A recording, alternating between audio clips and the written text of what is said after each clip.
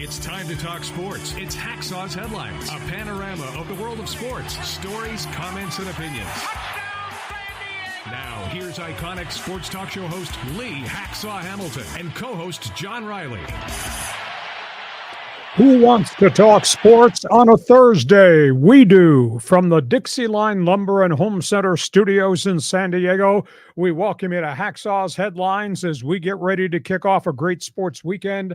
Good afternoon, everyone. This is Lee Hacksaw Hamilton, along with my co-host, broadcasting from left field, the irreverent, irrepressible John Riley. We welcome you to our Thursday afternoon podcast. This podcast is brought to you by DIXIELINE Lumber and Home Centers, 9 locations in San Diego to serve you. You've got projects around the house or at work or on the back patio. Do what we did. Go to DIXIELINE Lumber for all your materials and for ideas. DIXIELINE Lumber. John Riley, good afternoon. Left hand says pennant race, baby. Right hand says NFL and college football. Boy, have we got a lot to talk about. Do you think we'll be done by Saturday morning? Hopefully. I mean, you gave me the headlines. It's a long list. It's a panorama in the world of sports. Yeah, we're going a lot of different directions. Couple of business items. Those of you who are part of our podcast, we do something really unique. When we're done with the podcast, it's called Fans Forum, and we invite you, the viewers on live stream, and all the other social media platforms to jump in and join us in the chat room on Fans Forum. John, just explain the concept of how it works and how everybody who's watching the podcast live can participate live right at the end. Okay, so you got a question or comment in the world of sports for Lee Hacksaw Hamilton, type it in the live chat on Facebook, X, or YouTube. We'll get you involved at the conclusion of Hacksaw's Headlines. So get that in. Fans Forum, you pick any of the topics that we're going to talk about and give us a response. Now, when you write us a question, don't write a book. Write it so we can read it and we can respond. Just be right to the point. Second item, everybody's on social media. I want you to join my Twitter all-star team on X. I use the term X marks the spot. We're trying to push my all-star roster to beyond 10,000 followers. When we're done, just go to social media and type in @Hacksaw1090, hit the follow button. You'll know everything I put up on Twitter, on X, and I do a lot of that. In addition, want you to share, tell everybody what we do Mondays and Thursdays at 1 p.m. We do want you to subscribe, and by doing that, you'll get the alerts every time we put something up on the YouTube channel, and we do a lot of unique things in addition to these podcasts, so subscribe. John, we'll go in a lot of different directions. Let's get started. You wanted to talk about what's gone on all year long at Petco Park. Yeah, the Padres, this series with Houston's been fantastic. So the Padres are now day off, final 3 regular season home games. Will there be postseason games at Petco Park? We believe so. The Padres, final 10 days of the season, push to the pennant race is underway. Good question you posted, John. Let's just debate this. Dodgers have the best record in the National League West. The Padres are 3.5 back with a week to go. Who's the most dangerous team heading to postseason? Because they're both going to be in postseason. Right now, if you're asking me right now, I think the Friars are the most dangerous team of those two. You got Arise leading the world in hitting, refuses to come out of the lineup. Machado is at a phenomenal back third of the season. Tatis looks like vintage Tatis. Jake Cronenworth's had a rock-solid campaign. Bench Bunch has contributed when asked.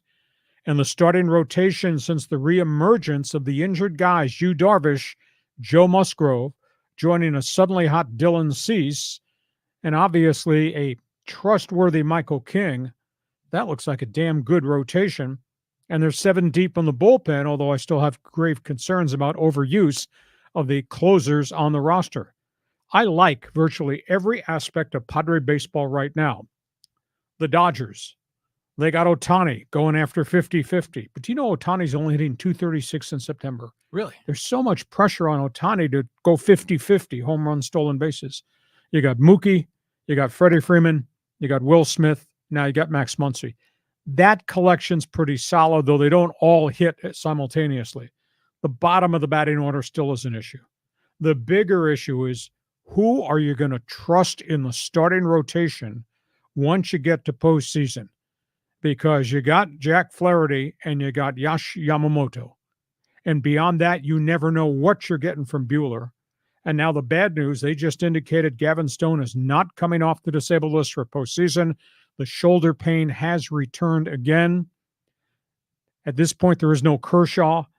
At this point, they don't know if Tony Gonsolin, who's had a couple of back-to-back rehab starts, is going to be able to make it before the end of the season. And then you got the guys in the bullpen who sometimes are good, sometimes are not good.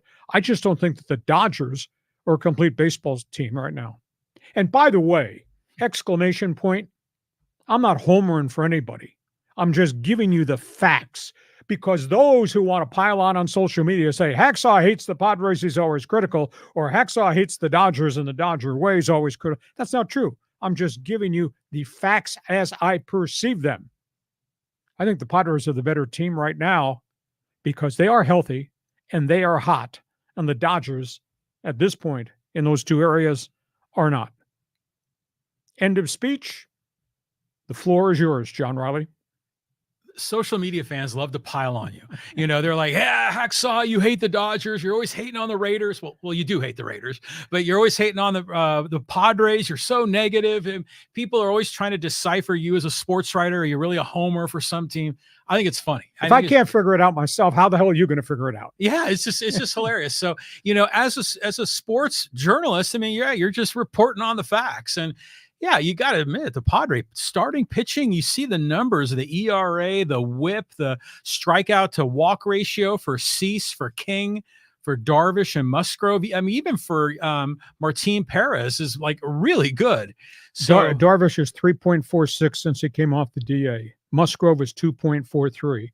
Michael King's been a rock solid 3.00 ERA guy. Cease is now, he's dabbling all the time with one hitters and no hitters. And to me, Perez is a stunner. I mean, his ERA is 2.72 since he got to San Diego. This was a guy that had a 6 ERA in Pittsburgh. And then you got 7 deep in the bullpen, more trustworthy most times than not. So what's there not to respect about the Padre pitching staff? Well, it's just all nicely come together just at the right time. And, you know, there were times there where we were really worried. Darvish, we didn't even think he'd be back this year. And now everything is just really coming together. And boy, Michael King, when you talk about that Soto trade, that Michael King, straight up for Soto, you could almost make an argument for that. He's been so good. He's one of the top 5 starters in the National League. Yeah, and one of the pieces in that trade, Drew Thorpe, went to the White Sox, and that begat you Dylan Cease. Yeah, that's worked out pretty well for the Padres. But, you know, you're asking me who's more dangerous, Padres, Dodgers. I agree with you. It's Padres. But still, the Phillies are the most dangerous team in the National League, and they're the ones we have to watch out for. I just keep hoping there's a way for the Padres to squeak past the Dodgers, but the number of games are you know, being reduced. I think the only way that happens is if the Padres sweep the Dodgers in LA and, you know, the next week. Well, next week is obviously going to be huge because it's at Arizona for 3, then at Dodger Stadium for 3. And unfortunately, the Dodgers are opening a series against Colorado, and then they're playing Miami. So they get the break now, whereas the Padres had that break. Hey, Colorado's a tough team, man. No, Bud Black's a tough team who screws up everybody's pennant hopes. Yeah, right. Okay, so that's your assessment of the Padres. What's your assessment of where the Dodgers realistically are, hater? That's a mash unit, man. I mean, you're just rolling out all these guys. Like we talked about how the depth is extraordinary, but 80% of them are hurt. So you're always trying to find the 20% that are healthy with duct tape and baling wire like MacGyver. It's just insane how they're trying to juggle all those guys.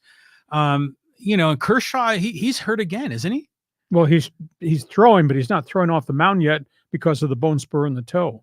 How's he going to pitch in a game? I don't see how that's humanly possible. Well, maybe he'll be able to avoid the military draft with that. But at any rate, the Dodgers pitching, I think if the Dodgers do win in the playoffs, then it's not going to be like a 4-0 game like we saw Padres Astros last night. It's going to be like 11-8, you know, and Ohtani's going to have to get hot, and those hitters are going to have to mash more than the mash unit of the pitching staff. Okay, so we're asking you on Fans Forum. You are participating. You are entitled to an opinion. But nobody, the thousands of people that are watching us on live stream, nobody's going to know your opinion if you don't jump into Fans Forum. You picking the Padres or you picking the Dodgers? You tell us, get into the chat box now. So we go from that. Next topic on the table, what happened here at Petco Park this week when the Houston Astros came to town. Yeah, Josh Hader rolled in from the bullpen in the 8th inning.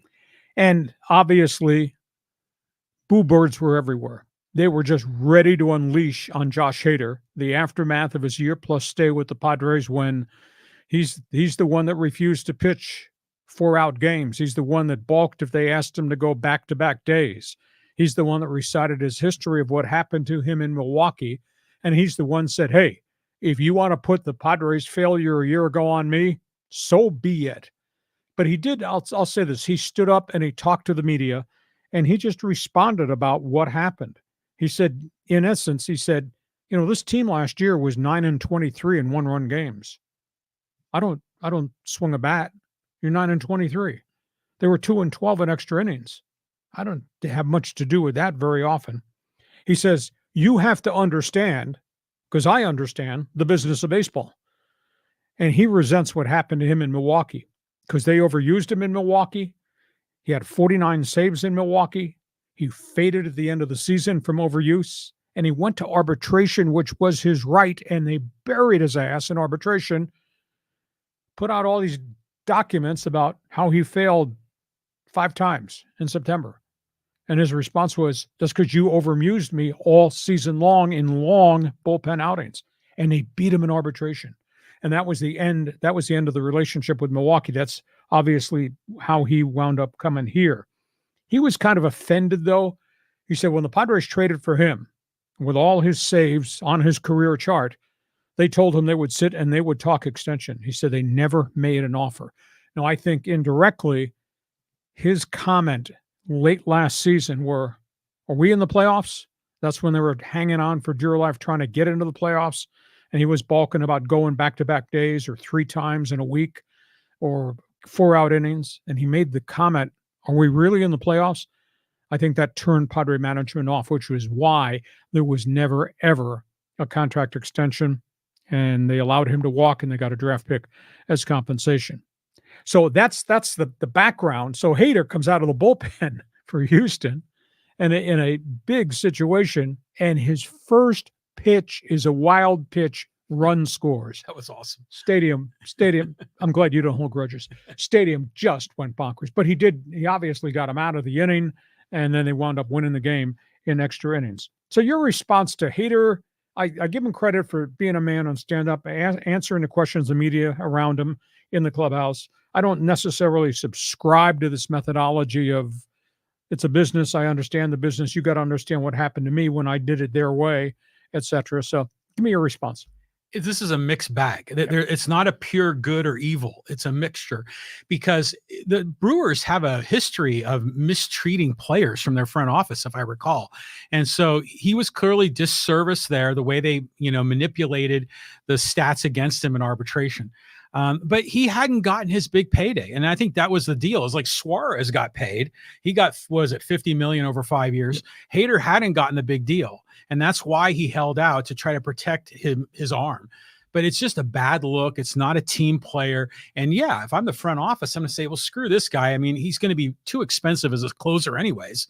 And if he's going to start dictating terms, the hell with that. We're just going to move on. We got Suarez. So Hader with Houston, they'll be in the postseason. We'll just see whether he does anything in the postseason. But if you're a baseball fan, we just gave you the background on that story. Jump into the fans forum chat box. Again, opinion about the responsibility of the closer in a pennant race, whether it's Suarez, whether it's Hader, whatever. Your comments are invited. Hey, are you worried about Suarez at all, by the way? A little bit, but he's had a couple better outings than he had. I mean, he blew a couple saves in a 3-appearance thing. He's given up home runs, but there are some outings where he looks like he's just throwing straight fastballs and they're not moving. And then he comes out of the bullpen the other night and he throws a ball. It's got real bite to it. All of a sudden he looks back to normal. I think they need to be judicious how often they go to him, how often they ask him to throw 4-out appearances, or whether they can really ask him to throw 100 every pitch and come back on back-to-back games. And the fact that they got Scott there, and Scott seems trustworthy for the most part, maybe you just need to back off a little bit on the reliance on Suarez. Yeah, I kind of like that, where they could kind of mix it around. I mean, you can even use Jason Adams sometimes just to give the other guys a break. Well, they've got 3 potential closers right there. Mm-hmm. Just don't overuse them. Yeah, exactly. Next topic, the other team in Southern California. Mike Trout's in the news. Yeah, this is the end of a really miserable season up in Anaheim. And Mike Trout reiterated this week, I do not want to change teams. I'm not going to waive the no-trade clause. I am loyal to the Halos. But then he put an addendum to that comment when talking about next season, because he's had, back-to-back knee issues this year and 2 surgical procedures for meniscus. He says, I am willing to leave center field. I'm willing to be the full-time DH so I can stay in the lineup every day, because he's been hurt 4 years in a row with all types of different injuries playing in the outfield. They still owe him 6 years, $240 million. But he says, I don't want to be traded. I'm not going to waive the no-trade clause. I'm loyal here. Maybe we should talk about me being the everyday DH for 162 games and be in that batting order. Reaction?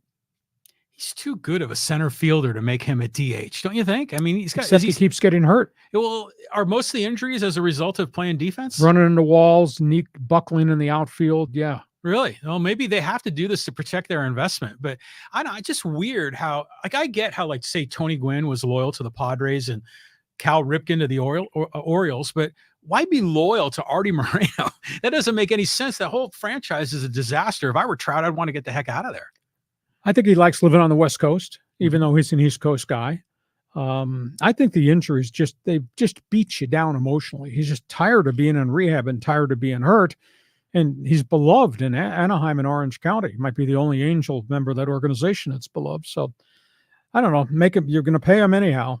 Make him your DH. They got him, and they got to deal with the Anthony Rendon thing because he's constantly hurt too. He doesn't play well. At least Trout, when he plays, is hitting in the 320s or the 280s and hits with power and has played really hard. They got Moniak to play center, and he's pretty decent defensively, right? Yeah, but that's a 205 hitter. Yeah. And they got Joe Odell in right field. That's a 210 hitter. Mm-hmm. I mean, they got roster problems, but Trout says he's not going to be one of their problems. Angel fans, somewhere in Orange County, somewhere in Southern California, if you're watching us, jump on board in Fans Forum. So that's all things Major League Baseball. Are you ready for some NFL football? Are you ready for some football? Steelers, Chargers. This will be a big battle, both undefeated. Here's the phrase that Jim Harbaugh used this week. Now, the Chargers are practicing in North Carolina. They won in Charlotte. They stayed in Charlotte this week to practice and are going right to Pittsburgh on Saturday.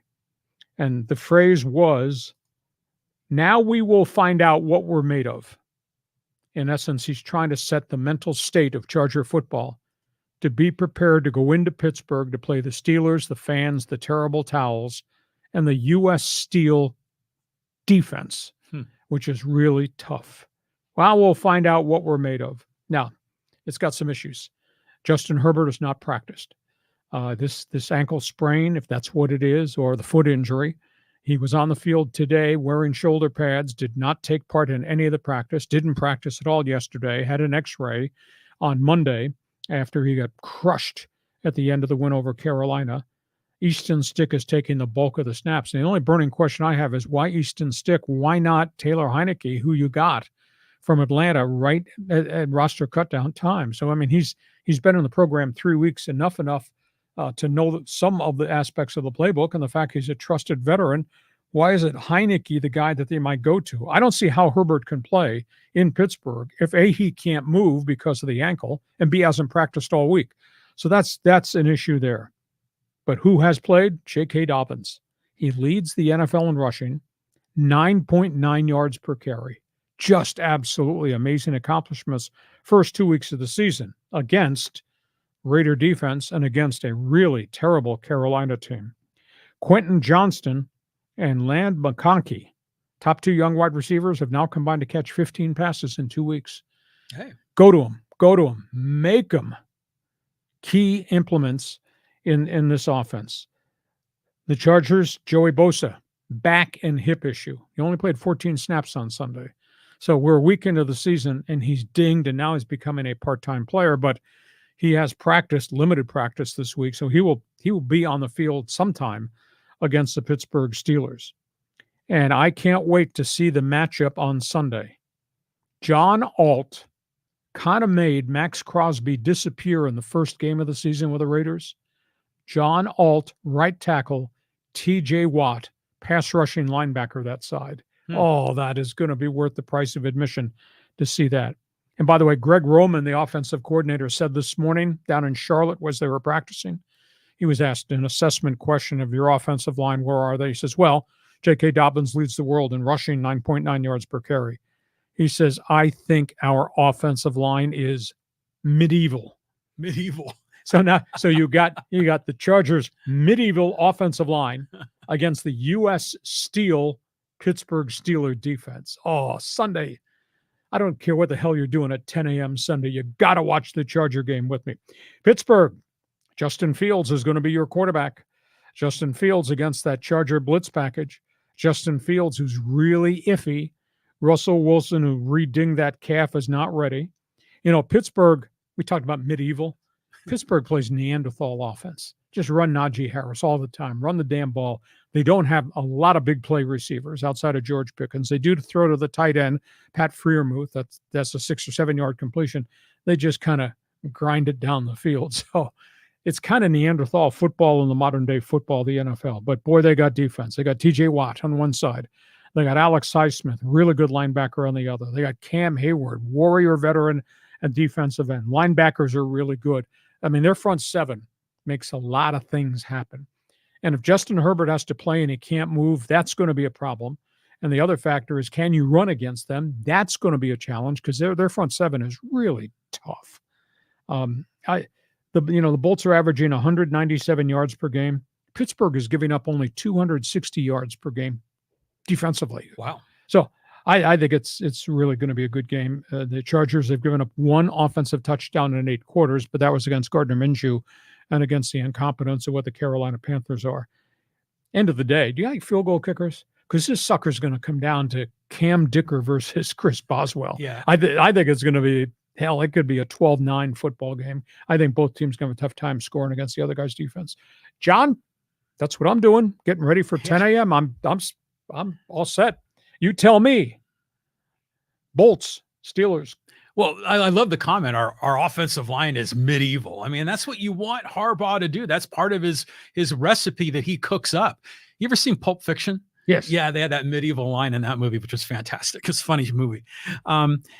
Who's going to start a quarterback for the Steelers? Is it going to be Fields? It's going to be Fields. Russell Wilson's still not practicing because he retweaked the calf. Really? You know, and you got Fields, who's a great athlete, but you've got Fields, who is highly erratic throwing deep in terms of accuracy. And you got Fields, who's got all kinds of footwork problems. And I spent the entire offseason trying to get him to work under center, which is different footwork, so he could read defenses. And he just drops balls, and then he backpedals, and his feet are not aligned to make the throws because he's not on the pocket presence of footwork. Then the ball is sailing. He's just all over the parking lot. But he can also break containment. And once you get him out of the pocket, for some reason, he's much more accurate out here in open space. It's going to be a weird concoction to see how they defend him. Can they freak him out? Yeah, exactly. That's what I noticed. He was more accurate when he was moving and athletic. You talk about Joey Bosa, 14 snaps. I remember someone in the live stream said a number of months ago that Joey Bosa was the Anthony Rendon of the Chargers. Probably close. Because he's always hurt. But J.K. Dobbins leading the league in the NFL. I mean, did you ever expect this? I thought he was more of a part-time, maybe third down back when they got part-time explosive back in Baltimore because Gus Edwards was the heavy-duty guy, but then they both got hurt. And the only question on J.K. Dobbins was, could he stay on the field? He's had 2 major injuries in 2 years in Baltimore. I bet Baltimore wishes they had him now. He had a major knee injury. Then he tore his Achilles last year.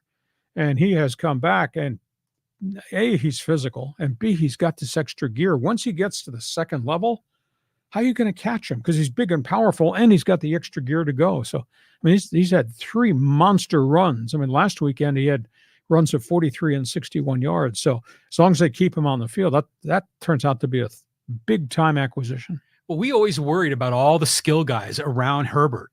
And the receivers are showing progress, right? Yes. I mean, I think Quentin Johnson is made a big step up, and still McConkey, I think, had a great college career. I expect him to do well in the NFL. Well, between them, 15 catches in 2 weeks. And they're not really been the primary target because the primary offense has been run the ball. Mm-hmm. So it's going to be good. Yeah. Three Rivers. Here we go. Terrible towels. So you like field goal kickers? Yeah. I don't think it's going to come down to that. I think Herbert's going to hit guys downfield. If Justin Fields is starting for Pittsburgh, it could be a lopsided affair. Because didn't you call the Steelers as being at the bottom of the AFC Central? I had them finishing last. Or the AFC North, I should say. Yeah. So they're at 2-0. That's pretty surprising. But if there's no Justin Herbert and it's Easton Stick against TJ Watt, then what? Then you're going to have to shove that Easton Stick somewhere because it's not going to work. Okay, you're a Charger fan. You're a Pittsburgh fan. Fans Forum chat box is open. Give us your impressions of this weekend's game. We go from that to other big games this weekend around the NFL. You ready, John? NFL Week 3. Look at those teams. Let's just kind of roll through this. We will start with the Philadelphia Eagles going to New Orleans. The Saints are 2-0. And that's a shocker to me because Dennis Allen was in big trouble as head coach, and Derek Carr has gotten them to 2-0 out of the gate. And you got an Eagle team coming off a really bad loss last week. You know, Philadelphia had no pass rush. Their secondary wasn't very good, and the Eagles got beat by Atlanta. Jalen Hurts has got to move the pocket. They got to score offensively. Their pass rush has just totally disappeared. I just don't understand any of that.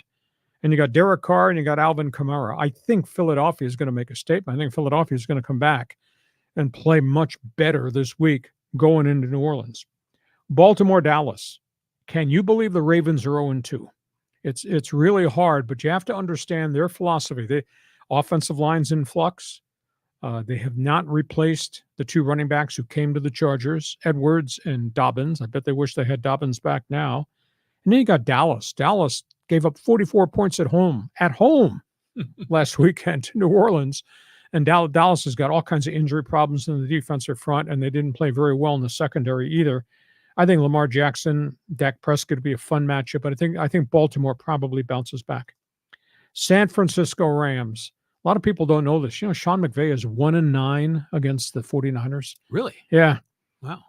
And it's going to be 1-10. Yeah, I think so. I mean, they have so many people hurt. And now they got a roster number problem in addition to guys hurt. You know, when you can put your injured players on IR, but you can only recall 8 players over the course of the entire season. And they got so many guys on IR right now, they decided, even though Cooper Kupp can't play because he's got a significant ankle injuries and a cast, they can't put him on IR because for them to recall all the offensive linemen on injured reserve, they're going to use up the 8 of their recalls. So the Rams are just a disaster. And now you got Nick Bosa lining up, and that's Matthew Stafford. That's a bunch of backups in the offensive line. Wow, the Rams are in huge trouble. And, of course, San Francisco is kind of peeved about losing last week. You know, Brock Purdy throws for 300, and Deebo Samuel had a 100-yard catch game, although he's out now with a calf injury. There is no Christian McCaffrey, so that the Niners are a little bit dinged up too. Detroit, Arizona. Lions got beat at home. They're not happy. Now they got to go to Phoenix. All of a sudden, Arizona feels really good about themselves. Cardinals have Kyler Murray. James Conner coming off a big 100-yard game. Marvin Harrison caught 4 for 130 last week. I'll tell you what, Detroit, they could get ambushed in that game in Arizona. And then you got Kansas City going to Atlanta. Kirk Cousins, played a couple games on the road, and the Falcons played much better in week 2. And you got Mahomes, and you got Kelsey. They are down 3 running backs. They have now lost Marquise Brown for the season, who underwent emergency shoulder surgery. Suddenly, Kansas City's missing a bunch of pieces that wrap around Patrick Mahomes in offense. So this is going to be fascinating to see. And Kansas City benched their left tackle. He's a young guy that they had hoped was going to be a star immediately. He leads the league in penalties after 2 weeks, and they sat him in the middle of last week's game and went to a journeyman, and that didn't help either. So suddenly, Mahomes has got some issues. So can Atlanta beat Kansas City? Maybe. Can Arizona ambush Detroit? Maybe. Rams going to be a tough weekend in Frisco. Lamar and the boys in Baltimore, I think, will win in Dallas. Can you imagine the Cowboys losing another game at home? And then you got the Eagles in New Orleans. I think Philadelphia bounces back.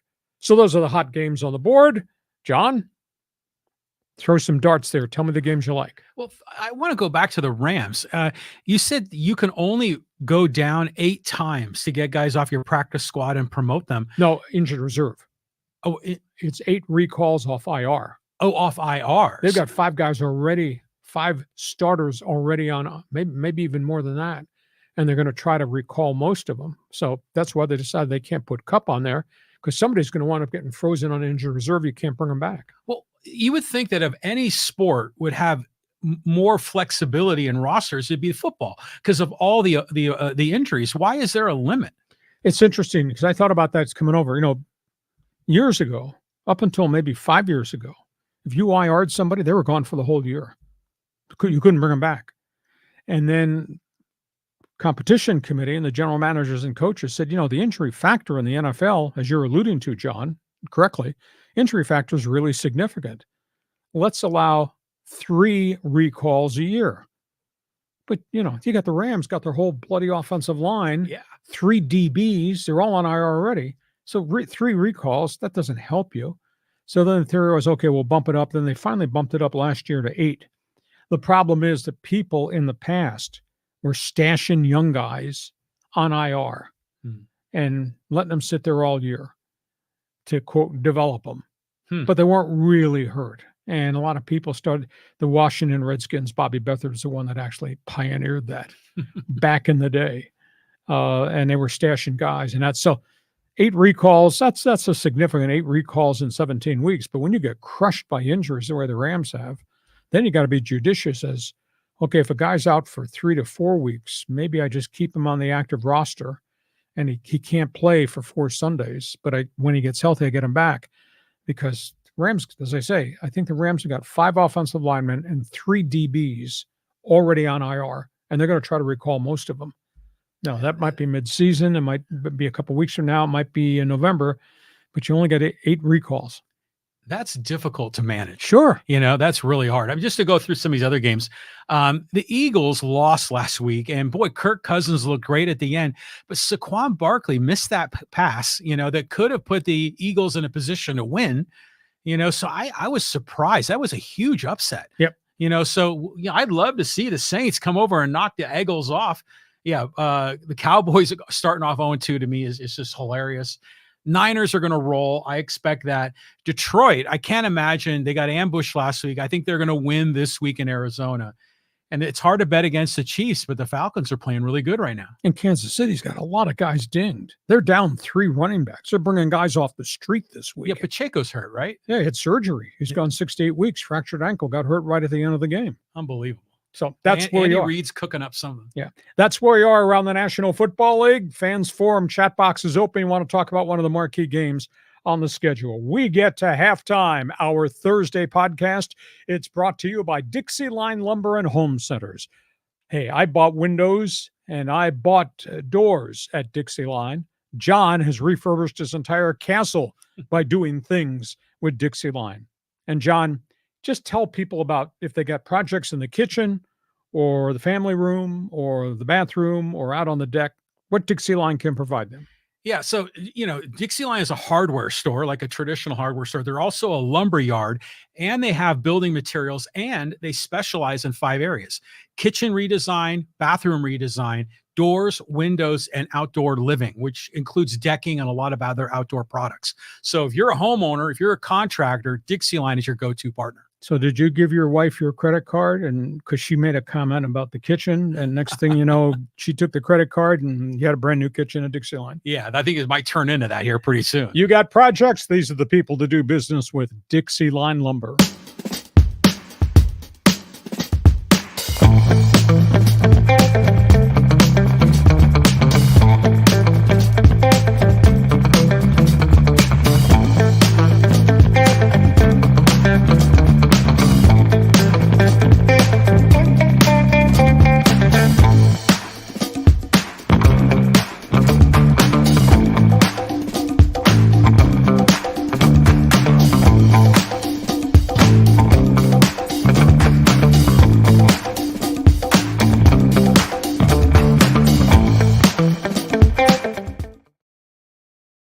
Back here before we start the second half, couple of business items. X marks the spot. All you people are on social media.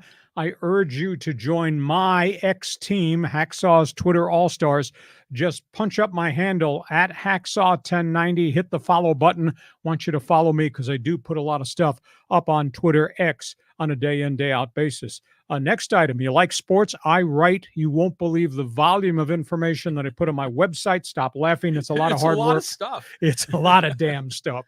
If you like sports, I write on a website every day. There's the address, leehacksawhamilton.com. If you give me 5 minutes every morning, you'll be the second smartest guy on the West Coast aside from me. After you read the website, it's there and it's absolutely free. The best 15 minutes in sports, my one man's opinion column, and my Hacksaw mini polls. That's on the website, leehacksawhamilton.com. Also, want you to join Hacksaw's Insiders Group. There's a big orange box right on the homepage of the website. Just fill that out. You'll get on our email list. You'll get a whole bunch of stuff that we write and we email to our people. And we want you to subscribe. If you subscribe, you will get all the alerts every time we put something up on the YouTube channel. And if it's not me doing it, it's him doing it all hours of the day. Stop laughing. Even at 2:30 in the morning, dude put stuff up on the YouTube channel. You'll get the alerts in the middle of the night too. But do that. Therefore, you'll know everything that's going on. Want you to give us a thumbs up. We could really use a thumbs up. Give us a 5-star rating because that really helps us with our podcast. John, let's go to the second half. Because we just talked baseball and we talked NFL football, and now it's Nelly, college football. College football. Here we go. USC, UCLA, must-see TV. Yeah, let's just talk about some kind of marquee games. Southern Cal comes off a bye week. Miller Moss has really established himself in his final year at USC. Can you believe this kid never played up until now? You know, he started with the 6-touchdown game in the Holiday Bowl, and he's been nonstop ever since that point in time. USC goes to play Michigan. USC has kind of hit the jackpot with a running back transfer, wide receivers. Defense has just been superb, and they're playing a Michigan Wolverines team in Ann Arbor that's made a quarterback change. They got a lot of problems at Michigan. Harbaugh did not leave the cupboard fully stocked. Their starting quarterback had 2 touchdowns, 6 picks first 2 weeks. He will sit. They're going with somebody who's never played a game is going to play against Southern Cal. UCLA, we've talked about the deficiency roster-wise. We've talked about how poorly they have played. UCLA goes to Death Valley. They go to Baton Rouge. They go to play LSU. This could be a disaster in Death Valley. And I'll tell you, if people are unhappy right now with where they are with the hiring of Deshaun Foster as head coach, if they get lit up, I'll guarantee you Brian Kelly will light them up because LSU's trying to get back into the top 10 for a postseason playoff berth. This could really be bad for UCLA. Third game, it's going to really be interesting to see. Utah, Oklahoma State. Can Cam Rising get back on the field? He's their 6th-year quarterback. He's had just nothing but injury problems when he's played. He's really delivered the goods. Will Cam Rising play? And Oklahoma State, they are loaded. Ollie Gordon, one of the best running backs in the country, is yet to break loose this season. He's going to have a big game to put himself back in the Heisman conversation. He's going to try to do it against what usually is a very good Utah defense. Then you got Colorado. Another week, another press conference, another scalding from Deion Sanders towards the media. He just won't let this stuff go. Colorado, by the way, plays Baylor this week. Baylor's not quite what Baylor has been in recent years. So it may well be that Shedeur Sanders can come up with big numbers and get them a win.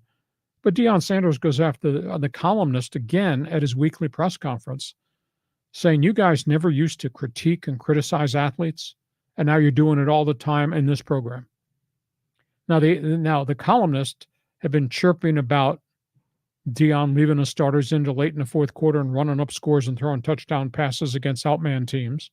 And they're upset that Shedeur Sanders refused to shake the hand of the Colorado State quarterback, Brandon Nicolosi, after the Buffs beat the Rams in the big in-state rivalry. And, of course, all the problems with the other son who's out with a fractured forearm, but all the junk off the field. And the way Deion's conducted his business. So Deion, he's lecturing the columnist again about what you're writing about my guys. And then he finishes it off and said, at the end of the day, I know what it is. You guys are just jealous because my players are making more money than you're making. He is so off the charts, it's unbelievable. It just goes on, and it just never, ever ends. And again, as John and I have talked about in the past, media's got a responsibility to be fair. Media's got the right to be critiquing if they wish. But the media's got the last bullet in the gun. And he just continues to do this every Tuesday. He's denouncing somebody in the media that covers the team on a regular basis. So we got that set of topics on the table. You want to talk about the games? Go ahead, John. Well, I want to talk about Coach Prime, because like, imagine if you're the athletic director at Colorado. I mean, are you liking the bottom line here? Because the stadium is full. They're selling tickets. There's a buzz around town. All-time record season tickets, all-time record corporate sponsorships in Boulder. Right. So if you're the administration at University of Colorado, you have to be thrilled. But you kind of knew this going in when you got Deion, that you were going to get a lot of this chaos and hysteria around him. I'm rooting for him. Who would you say they're playing? Oh, who they Baylor.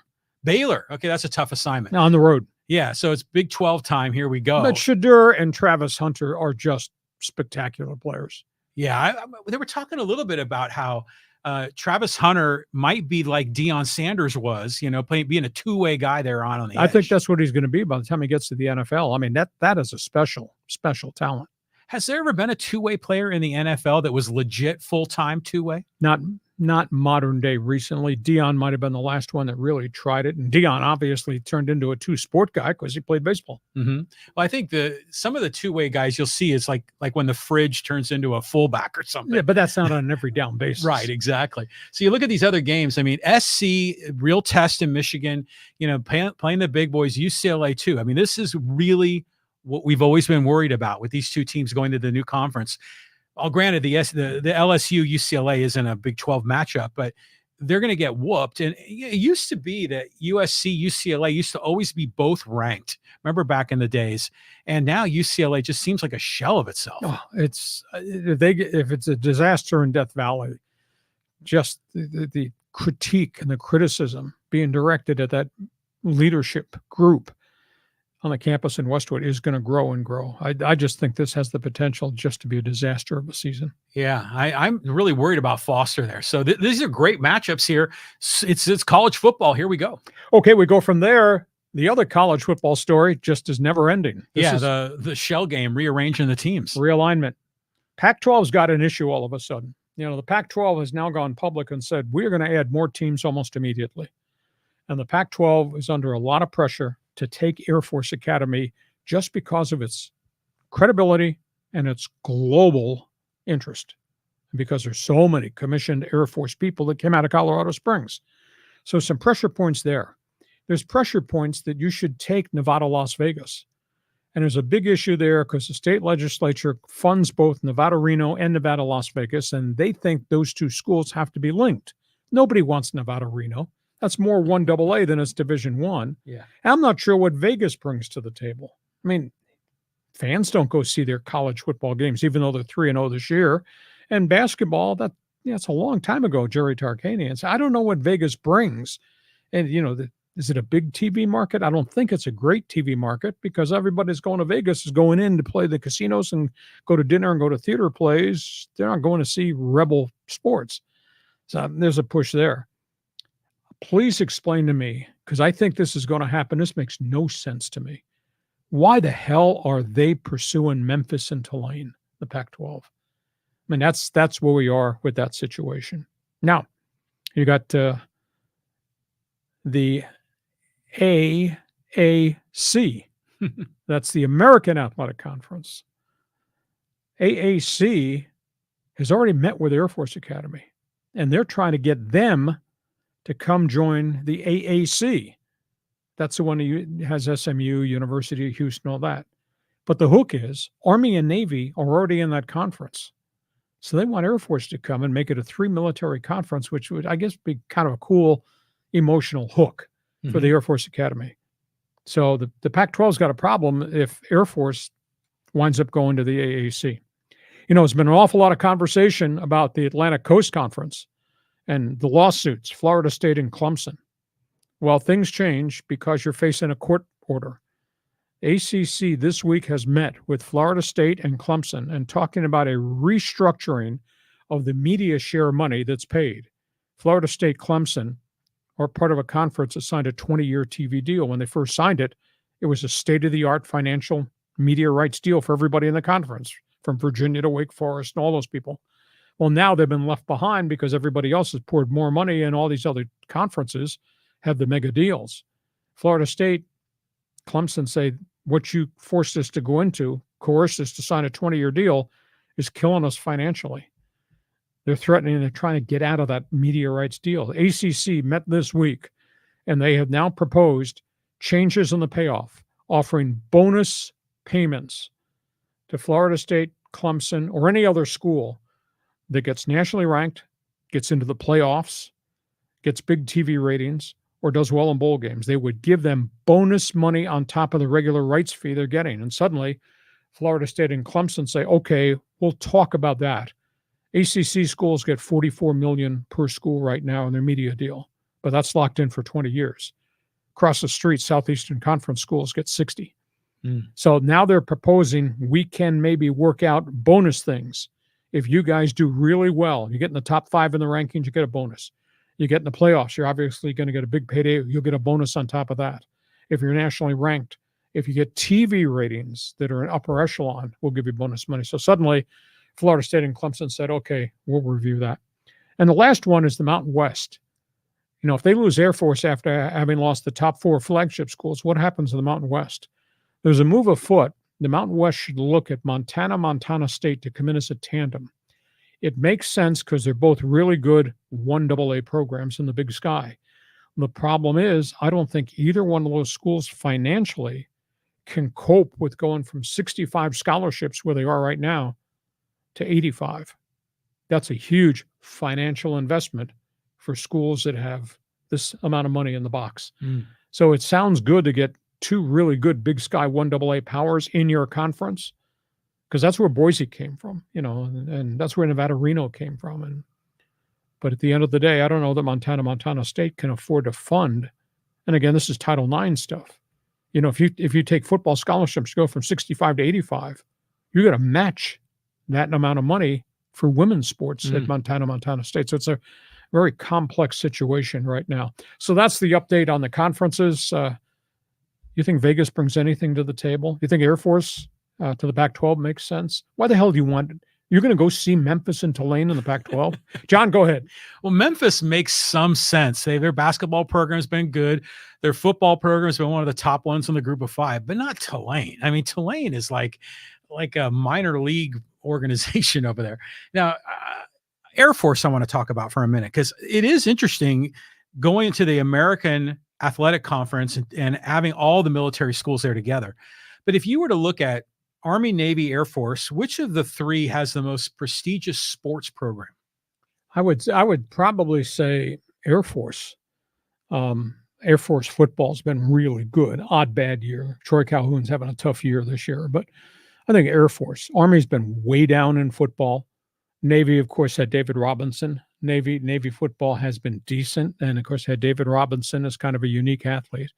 But I'd say the Air Force Academy. But the end of the day, all the people that have come through Annapolis, West Point, and gone to Colorado Springs, I mean, that's a global following. To me, that makes great sense to have them as a conference member. Hell, the Pac-12, I wouldn't mind having those 3 military schools because there's a credibility, is that the correct term, as to what these institutions mean to their alum, and they have a global following.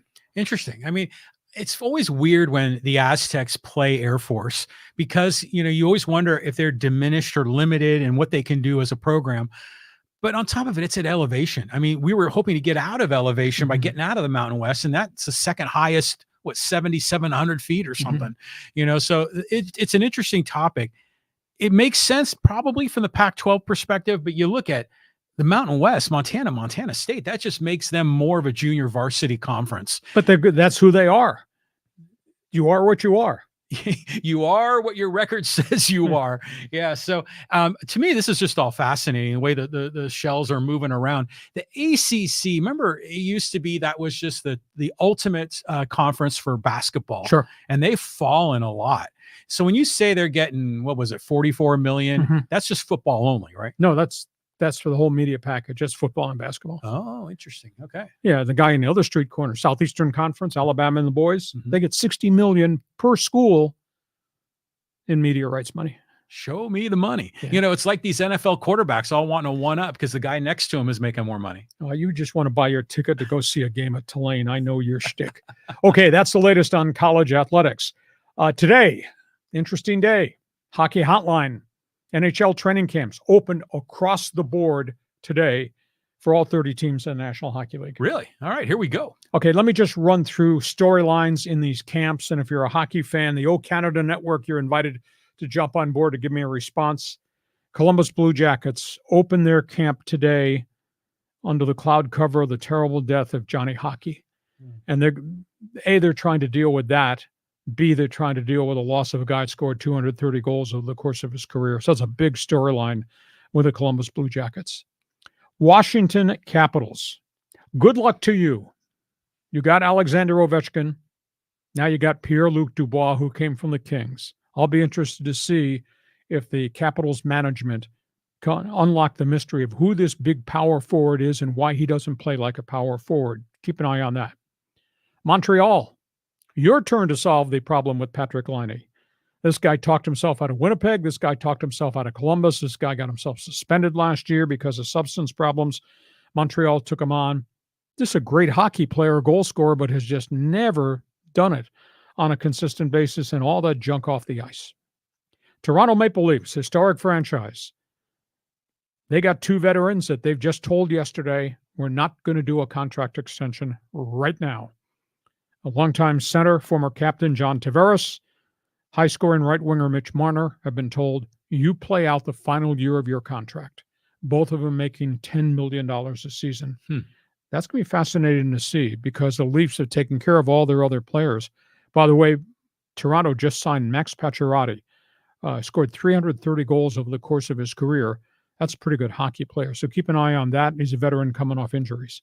Colorado, this is not good news. Gabe Landeskog, who is their superstar captain, suffered a really bad knee injury 2 years ago, underwent kind of creative knee cartilage replacement surgery. He has practiced. He's done all the rehab. He's been fanatical about that. He's still not ready to play after 2 years of intensive rehab. I just don't know that he's ever going to play again. And they've also got problems with 2 other guys, including Val Nichushkin, big power forward, scored a lot of goals. He's been in substance abuse programs 3 times, and he's not in camp right now. So Colorado's got issues. Ducks, orange country, new uniforms, really look cool. Nice. Do they have good players to put in the new uniforms? That's an iffy thing. It's going to be fascinating because today on the ice, they debuted Cutter Gauthier, young All-American, Boston College, scored a ton of goals. Last year, this week, we were talking about Leo Carlsson and came from Sweden. He played really well as a part-time rookie. They've just got a plethora of really young players. They just don't have a lot of veterans around those young players. And by the way, they still have Trevor Zegras is still there, and the rumor is they're shopping him in a trade. Cam Fowler, their 10-year veteran defenseman, still there, and he's agreed to waive his no-trade clause if it's the right deal. And goaltender John Gibson is still being held hostage there. So the Ducks are really young, really good young skaters and draft picks. They got all these issues with veterans that they're trying to move. LA Kings, last chance saloon. If they don't go deep in the playoffs this time, I don't think it's ever going to happen. Adrian Kempe, Anze Kopitar, Drew Doughty. I mean, these are high-paid veterans, and a team has just not been able to get beyond the first round of the playoffs because the Edmonton Oilers have been the opponent.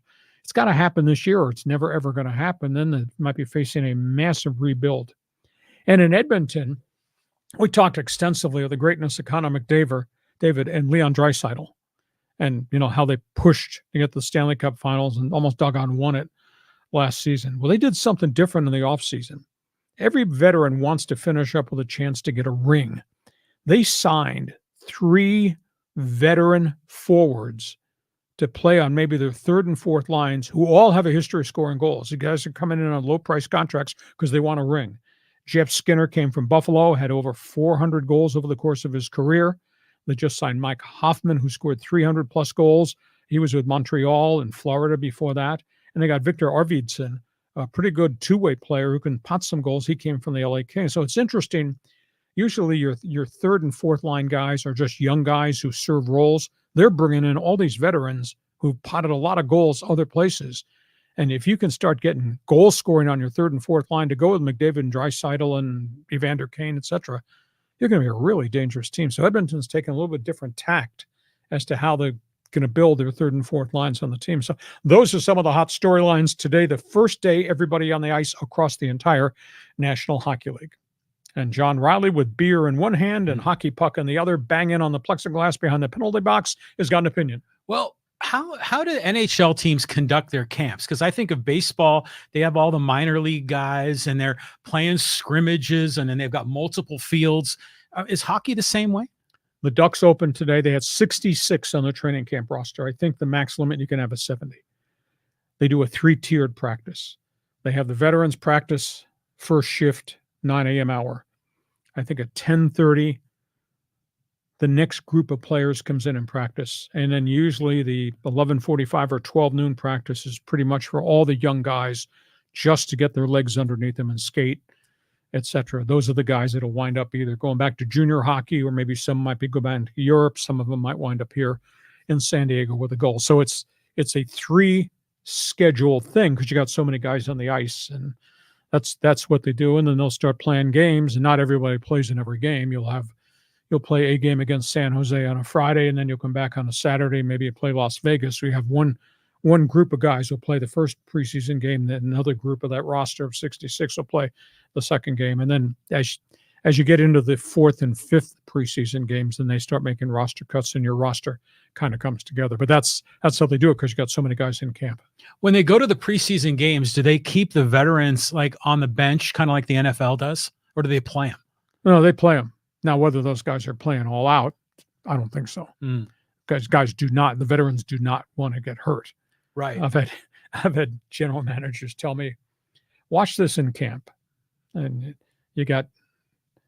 I was at the Ducks camp. I went to the Kings camp. And the veterans, I'm not saying going through the motions. They are skating when they scrimmage and all that, but it's not 110%.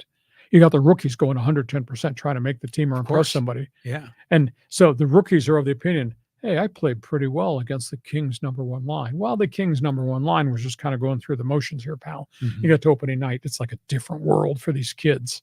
So it's fascinating to see how those camps work. Yeah, they're growing up on the job. Oh, yeah, it is. Okay, that's the latest around the National Hockey League. Last topic on the table before we open it up for you and Fans Forum. You're a hockey fan, feel free, especially those on the O Canada Network, jump in on board. They have talked for almost 2 years. The PGA Tour and the LIV, they are no closer to a deal. And Rory McIlroy popped off this week in Europe, indicating this merger is not going to go through. He says, if we put this up to a vote, more than 60% of the players would vote against it. And was asked by some of the global media, why is that? He says there's a couple things at play here. One, the players on the PGA Tour right now are the few superstars, the Schefflers, Scotty Scheffler, Rory, superstars, and young guys who have elevated themselves and are winning tournaments. He said the players are, quote, protecting their own interest. Their own interest is, why would I want to bring other superstars back in to the field and change everything that pushes a whole bunch of guys down on their earning ability? He said the second item is, to a man, there's nobody that wants to welcome those guys back who violated the PGA Tour card and took the payments, the blood money, to go to Saudi Arabia and to play in LIV. We won't let them back in unless they pay a penalty or they pay their way back in. And that's, the negotiations are stuck over that these guys want payback for being loyal, and they want those guys to pay a penalty for having jumped to take that money. So people have not forgiven Phil Mickelson or Dustin Johnson, Brooks Koepka, DeChambeau, no matter how great the players are, have not forgiven them what they did to the PGA Tour. So 2 years into all these negotiations, they are no closer today than they were the first time you and I brought this topic up on the table. Said, hey, a global tour where we finally have peace, that would be good for the sport, because to me, the sport is suffering. The TV ratings are monstrously bad right now. Outside of the marquee events, we all watch the British Open and the Masters, etc. but nobody's watching anything else. And the LIV, I watch the LIV. It's on KUSI where I do the weekend sports packages on Saturday. I mean, I shocked at home and I dial across it and I'm watching the 18th hole on Sunday. And there's like 38 people on the 18th hole watching the final round of the final hole. There's nobody in the stands. Nobody's paying attention, not on anybody's radar. And they think it's working well. And the LIV has just burned through enormous amount of money. And I don't think they're getting any positive feedback from it. So, John, your thoughts on what Rory McIlroy had to say? This is so weak. I mean, Rory McIlroy, I give him credit trying to get everyone together and being a leader. But if you're a player in the PGA and you're saying, I don't want those other Bryce and DeChambeau to come in because they're really good and I might not make the cut, that's weak. I mean, this is pro golf at the highest level. You can't be keeping competitors out. Now, the whole thing about, they left for the blood money, and they don't want to allow them to come back. But we've seen this in the NFL with the USFL. Remember when they split up?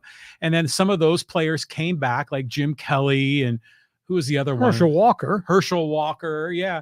But when they did that, did the NFL zing them when they came back? No, because the USFL went out of business. They folded because Donald Trump and those guys spent so much money and they couldn't get the money back. And then suddenly the league went out of business and the league sued and got $1. They won the court case and they were awarded $1. They had sued over antitrust violation. But when those players became free agents and they all went into a draft, and that's how Herschel Walker wound up in Minnesota and Jim Kelly wound up going from the Houston Gamblers to Buffalo, etc. But that's because the league folded. LIV has not ceased operation. I think everything would change if the public investment firm of Saudi Arabia said, we're not going to fund this anymore. Then that league would go away. But we're two years into it. They've paid volumes of money to these players. Players are playing abroad, some in Europe, playing more tournaments here. Nobody's going to the tournaments here. They have a second-rate TV package, and nobody's attracted to it despite all the marquee names. You know what's going to happen if they're not careful is that the PGA is going to become irrelevant. And all the focus will be on LIV, and PGA will be like, minor league. It'll be like the NIT tournament in basketball, so I'd be afraid of that. I mean, I think this is a real threat because that the Saudis would love to take it all over and make it a global sport, and they're in charge. Are you going to ask DeChambeau and Brooks Koepka and Dustin Johnson and Phil, and there's like 35 who left, you're going to ask them to pay a penalty to come back or pay their way back in? To me, that's a trivial detail. You want to make them make a penalty? Yeah, fine. It doesn't need to be crazy. Maybe it's like, I don't know, for them, and we're talking big money for them, but like maybe it's $15,000, $20,000, just something. Yeah, let them in. I mean, make the sport competitive, because why are you penalizing these guys? I mean, because they violated their tour card. So what? Just bring them back and do the right thing. And if you've got to assess a penalty just to feel like, you're keeping them down and kind of wagging your finger at them, then fine. But don't make the penalty like $1 million or something. Just let them in. Let's just bring them together. Let's just get going. You could argue with me, but I think you'd be wrong. Yeah. Okay. Those are hot topics on the table. Do we have any golf fans? Join us. Fans Forum box is open right now. We're going to go to that in a second. This podcast is brought to you by DIXIELINE Lumber and Home Centers, 9 locations to serve you in San Diego. You got questions about projects, you want ideas, they got materials, and they can be your consultant. Sample what they have to offer. Just go to DIXIELINE.com or stop at one of the 9 DIXIELINE locations to serve you. John, I think we hit a few hot buttons. Do we have anybody who wants to join us in Fans Forum? There's a lot of people piling in. There's some new names and faces in the list too, but let's start it off with Callan. He says, good afternoon, gents. I went to all 3 games against Houston. That definitely had the high drama and tension of a playoff series. You could cut that tension with a knife, especially on Tuesday night. Can you imagine the electricity, a home playoff game, if it involved the Dodgers in San Diego? I mean, this has been of all the years I've been here, I came here in 1987, this has been the most fun summer of baseball because the team has been good, team's been hot, team has won unbelievable games in comeback fashion. Anybody in that batting order can hurt you. And now they got pitching. This collectively is as good a pitching staff I think we've seen in a long period of time. Going back to the Kevin Brown era and the Hitchcock era way back in the past World Series teams. But Callum is correct. I mean, Petco Park It's just electric. It was a great series. And the fact that Padres won 2 out of 3, could have won all 3 of them. But what's your take? Like, I know your one man's opinion column, you were getting on the umpires and all the controversy, with Altuve taking his shoe off. He looked like a hobbit out there from Lord of the Rings. I mean, what's your take on all the drama from that Tuesday game? Umpiring was incompetent. It was inconsistent. And I just kind of lost my mind. I wrote a one man's opinion column about the men in blue giving baseball a black eye. Other the umpiring, as it relates to rules interpretations and all the delays with instant replays and then the extended arguments, and that doesn't include the moving strike zone and all that other crapola that we deal with on a regular basis. Umpiring is so out of control, and if there's no consistency in the umpiring, if they bring the robo-ump in with computers, then I don't want to hear any bitching, because the umps have been so erratic and so poor. But I mean, first of all, it was a full moon, right? Okay. That night was a full moon, and it became a bizarre baseball game. Here's the voodoo. Yeah, with all the antics, and Altuve taking his shoe off and a sock off to show the ump, and the umpire looks down, and then he throws him out of the game. And holy cow, it just was nonstop. One of the weird things in that game was the so-called hit by pitch of Profar. Yeah, because he wasn't hit, and both benches were angry about it, which was funny because I think Profar wanted to get that game-winning knock. Sure. But, that game, Machado and Tatis struck out, and they had the opportunity to win all 3. But you got to give credit, man, back to back to back. We had Tatis, Manny, and Donovan Solano. This is good vibes right now. And imagine what Petco is going to be like. It's going to be great. At this time of the year, there's only 2 things that are important. Are you hot? Mm-hmm. Are you healthy? Okay. And Padres, yes. Check off both boxes right now. Yeah. Dodgers, sort of, and no. Exactly. Callum, thanks for joining us on Fans Forum. Next one. Okay, let's go to Javi. And he says, Padres better not hope they play the Mets on the wild card. Well, the Mets are rolling. I think the Mets have now won, I want to say 16 of their last 21. I look at the Mets lineup, and it doesn't scare you, except they got guys who put the ball in play, and they got a couple guys who can pop some home runs. And I look at the Mets rotation, and I say, how the hell can they be red hot and forging their way into the playoffs with a pitching staff that does not have Kodai Senga? He's hardly pitched at all because of the calf and elbow problems, and he's the ace. How can you be that hot with Jose Quintana and some of these other guys? But the Mets have earned it.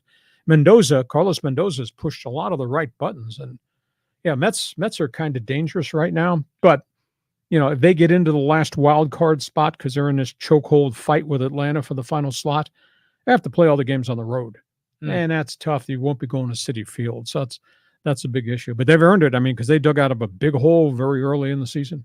Sean Manaea is still pitching for them and having a good year, right? Hell yes. And how's that possible? That doesn't make any sense to me.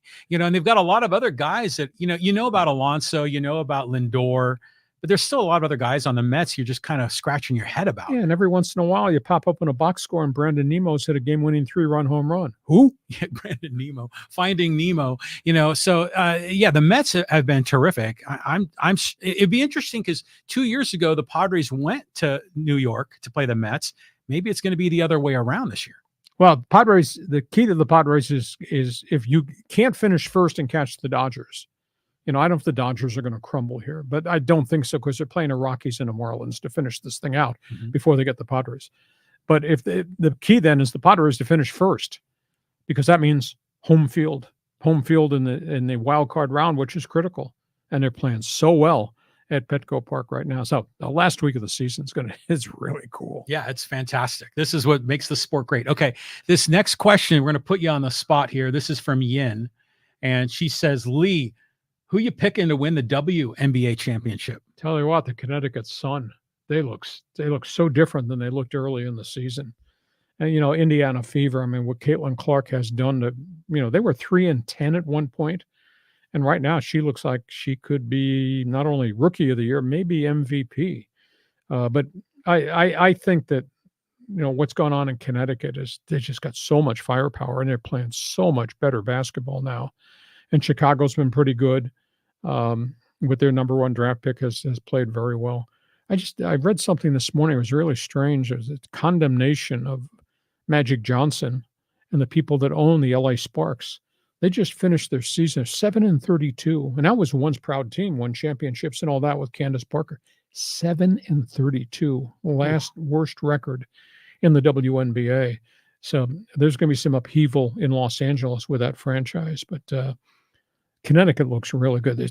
This has been just a mystical year. I mean, it started with all the attention on Caitlin Clark, but then if you read the storylines of other star players and how some of them have really emerged into complete players and made their teams complete basketball teams, WNBA arrow is pointed way up in terms of attendance and TV ratings, and I just think global interest. Dude, you are amazing. You're damn right. Sleeping brilliant is the correct term. It's anyone could ask any sports question, and man, you're ready. You've got the data. You know who's trending, who's hot, who's not. I mean, for me, I'm looking at this question. If I was to answer the question honestly, I would probably say, or I will say, I don't know, because I'm learning more about the WNBA. I'll probably watch some of the playoff games and find a team to root for. But it's awesome how you follow everything. I know what I know. I apologize in advance for being a pompous ass. Thank you. Okay. Next question. Okay, let's go here to Rob. Because Lee, is Mike Trout moving to a corner outfield spot going to help him stay healthy? Or do you see him moving permanently to designated hitter next year? Well, he's the one that put that topic up for discussion about I'm willing to do it. I'm not going to waive my no trade clause. I want to stay here. DH keeps him out of the line of fire getting hurt. And the fact that virtually all of his injuries have come while playing in the outfield. Whether that's catching a cleat in the turf and tearing up a knee, or a calf injury, or running into the fence and injuring a foot and an ankle. He's just had so many physical problems. So if he can be my DH and be Mike Trout, vintage Mike Trout, then you go find other players. But he's a unique guy. He does not want out. Who are the Angels using as their designated hitter now? It's like, is there some guy that's just like all bat and can't field? No, Rendon has played some DH because of injuries, and they just kind of rotate other guys around. They had the first baseman there for a while. It's just their lineup's a mishmash.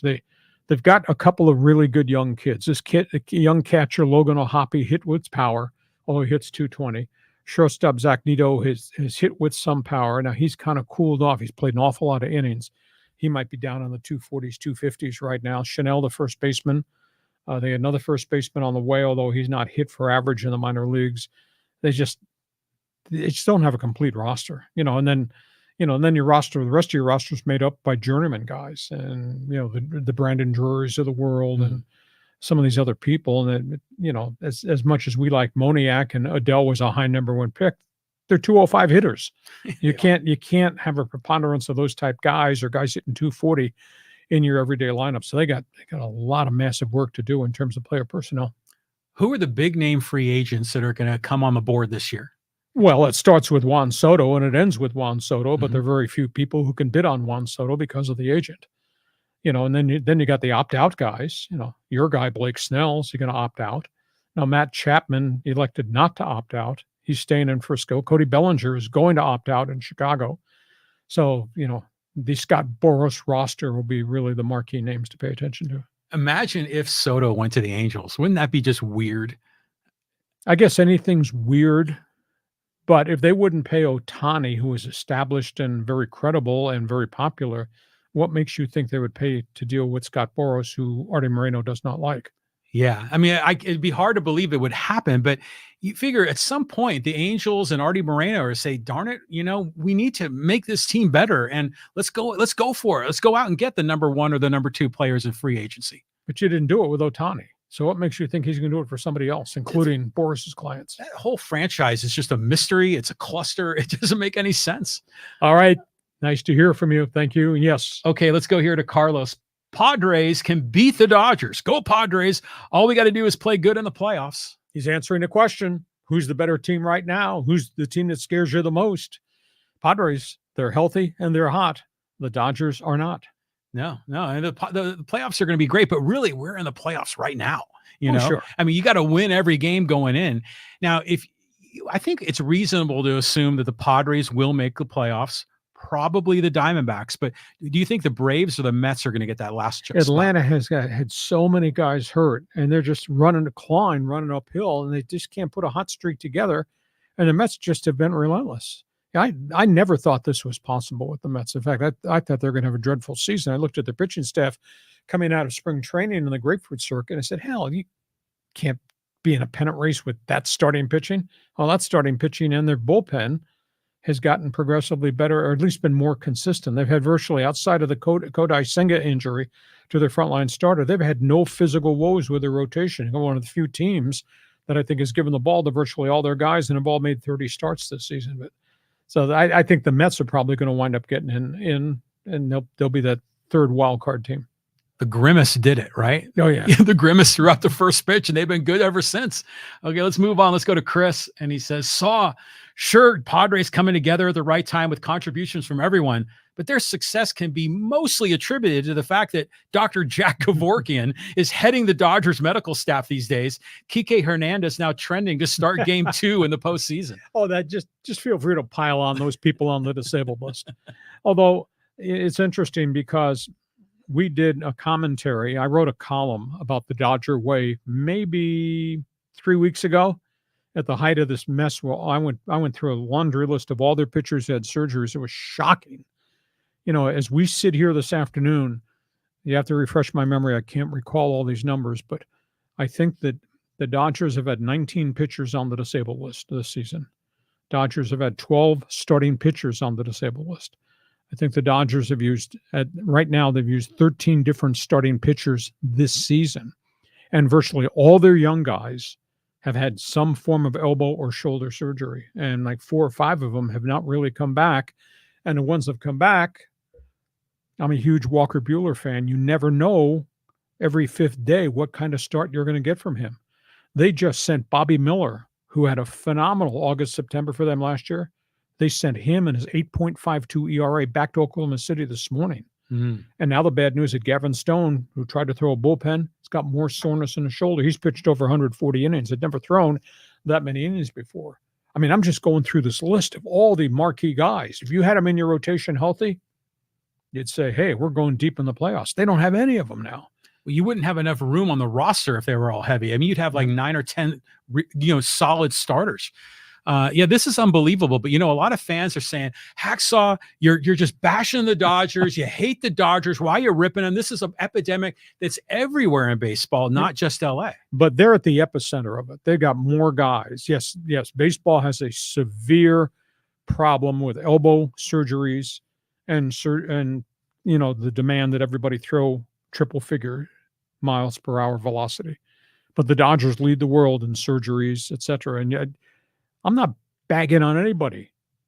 I'm just giving you the facts. And I went through it of all the pitchers who've been hurt. That's why I got to read my columns every day on my website. I just kind of do stuff. So 3 weeks after I wrote about the Dodger way not working, the LA Times did this great investigative piece. The Dodgers have used the disabled list 98 times in 3 years because of pitching injuries.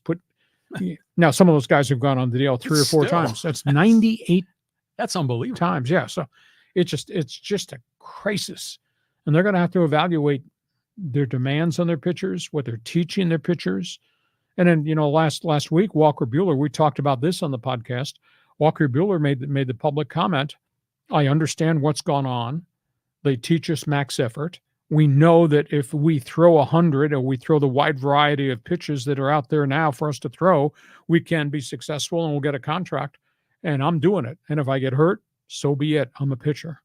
That's Walker Buehler's reaction to the Dodgers becoming the epicenter of all the elbow problems in baseball. Is Ohtani going to throw this year? He's thrown 6 bullpens. Now, that's the wild card conversation right now. Now, Ohtani said last night he has not had a conversation yet with Andrew Friedman nor Dave Roberts about actually pitching in postseason. But that rumor is out there.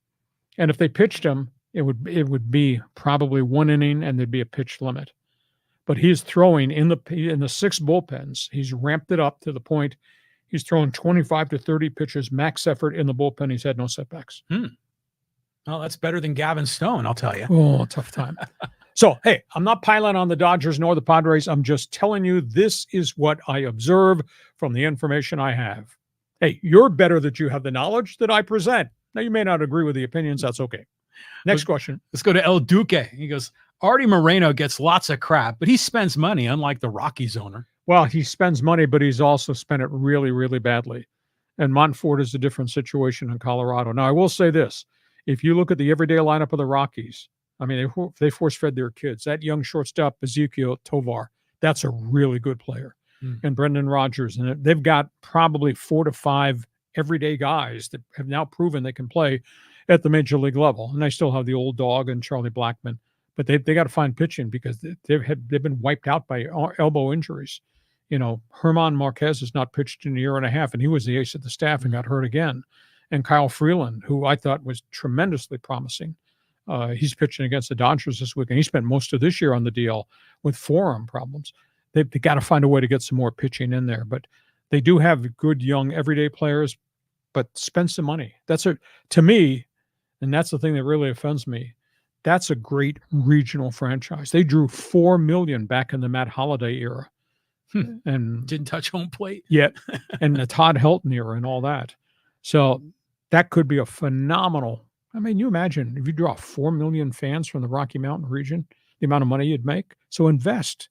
And Dick Montfort has not done that. So, El Duque is kind of correct about the owner being cheap, and the owner's methodology doesn't work.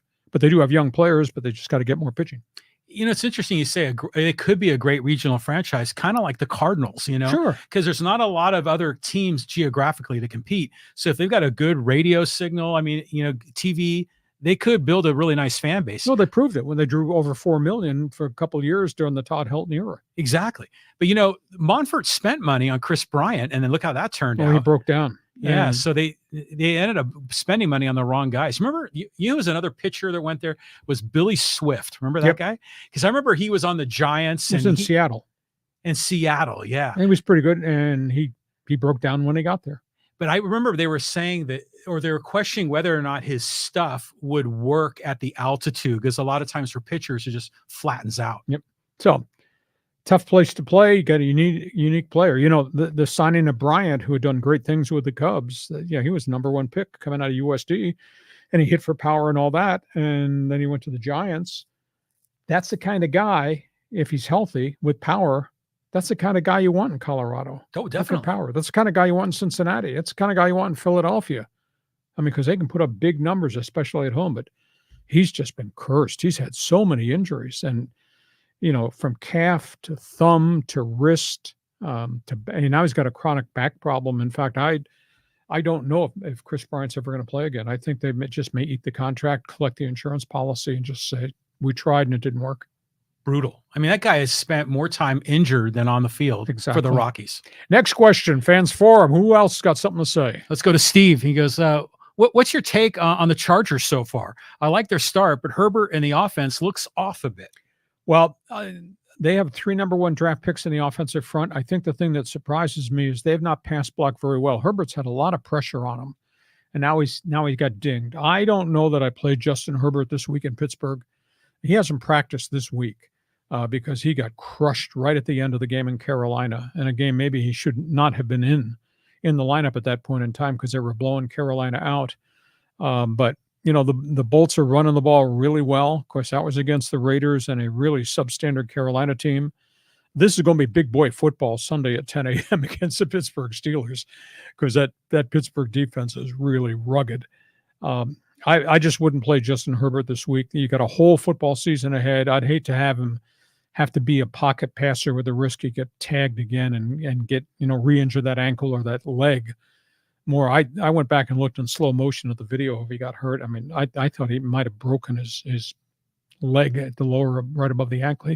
He just got bent at such a really bad angle. So they look like they could be a pretty good team, but they still got to play some big boys next on the schedule. And it starts this weekend because they get Kansas City after they play Pittsburgh. Oh, here we go. Yeah. Well, my bet is that Herbert will be out there. I mean, he's like a tough guy, right? He's going to play through pain, don't you think? He has historically, but you don't want to get him hurt. You still got 14 more weeks after this weekend in Pittsburgh. Yeah, and then you got T.J. Watt that wants to body slam him on the turf at not Three Rivers anymore. What is it, Heinz Field? No, it's named after an insurance company, Acrisure. Oh, Insurance now. New sponsor. Yeah, new sponsor last year. All right. John, you got to get out of the house more to understand all this important stuff. I do. Okay, let's move on. Let's go here to Angel, and he wants to talk about the Rams. He goes, even without Kupp and Nuka, the Rams have a shot at an upset of the Niners, and the Niners not going to have McCaffrey or Debo. No, I concur. But again, this is almost an all backup offensive line trying to protect Matthew Stafford. He took a lot of hits last week. I think he's been sacked 7 times in 2 weeks. And now you're playing Nick Bosa and the 49ers, and you're telling me, Angel, that they can protect Stafford? I don't know about that. And his top 2 receivers are gone. I mean, he's got journeyman backups. I just think this is going to be a very rugged weekend. And they've had so many injuries. I mean, now that they're at the point, as we talked about early in the podcast, they got a problem with how many guys they can put on IR because you can only bring 8 guys back. And they've got all these offensive linemen on injured reserve, and they got 3 of their top 4 DBs are on IR, and they're going to try to bring them all back once they finally get healthy. So now there's a limitation. It just last year they had no injuries. That was a byproduct of what turned out to be a 10-win season, when everybody was projecting, myself included, they're going to have a lousy year last year and a rebuild. Instead, everybody was healthy. This year, they never got out of camp healthy, and now it's gotten even worse since. The backup running back for the 49ers has done very well so far. Yeah, Mason. Yeah, and so filling in for McCaffrey, which is a big ask. But I saw a stack ranking of all the running backs and max yards, who has the most. Dobbins number 1, but I think the Niners running back was number 3 or 4. Yeah, exactly. He's done very well in his first 2 games. He came out of nowhere. I thought it was a 5th-round draft pick or something, but big and physical, and so far so good. Where's the game going to be? Is it Frisco or here? I think it's here. I think it's in LA. Okay. I think it's going to be. Well, the Chargers are on the road, so probably the Rams are at home. Exactly. Okay. Next question. Moving on. Let's go to Joey. And talking Raiders. He goes, how's the Raider fan? I'm still feeling the effects of Josh McDaniels. I think Antonio Pierce has the team in the right direction, but getting rid of Derek Carr was clearly a mistake. Go Raiders. Well, I think they felt they'd run the course with Derek Carr, and he was making a lot of money, and maybe they didn't see any more upside. And of course, they've gone through coaching changes all the time, which means philosophy changes, etc. And I like what they've done defensively. I think getting Christian Wilkins in that defensive tackle spot, I'm surprised Miami let him go, though that was a cap issue. You get Christian Wilkins with Max Crosby, and if they can never get the 2 right defensive ends healthy, led by Mal Kuntz, and their linebackers are pretty good, that's a very different personality defensively now. To me, they still have answers in the offensive front. They got a lot of young pieces there, and at the beginning last week, I watched chunks of that game, and Gardner Minshew in the beginning had an interception, a fumble, and 3 sacks in the first 2 possessions, and they were losing. I think they were down 16-6. I said, oh, God, this is going to be awful. And then what they did is they kind of changed up the playbook, and they started to throw to the tight ends, and then they started to throw to Devontae Adams. And I said to myself, why have you waited 1.5 games into the schedule before you started to do this? If they had done that against the Chargers, they might have beaten the Bolts at that time because the defense had really throttled Justin Herbert. And then Dobbins kind of took over the game in the second half. But throw to Devontae, throw to the 2 tight ends, throw to the other wide receiver, Jacoby Myers. Now, they have at this point, their running game is really negligible. Antonio Pierce stood up at a meeting and said, you guys are piss poor, pointing at the offensive line and the running backs because they haven't run the ball worth a lick at all. So, now they're going to cause problems for other defenses because can you defend both tight ends and both wideouts? Because I think they're going to commit to throw the ball a lot more. They're not there yet, and I'm not even sure you can still trust Minshew because he drives me crazy. He turns the ball over way too much, and that's just not here. That's historically when he was in Jacksonville and Philadelphia and the other places he's been around the league. Well, he's entertaining. I'll give him that. Yeah. But the Raiders, maybe they're going for the vertical game. Al Davis, right? You got all these receivers, wideouts. Now, what's your take on Antonio Pierce as a coach? Because he got a lot of crap from the game 1 when he he punted in Charger territory. 4th and 1. What was your opinion on that call? I thought they should have gone for it. You're trying to get momentum. You're trying to stay in the game or climb back in the game.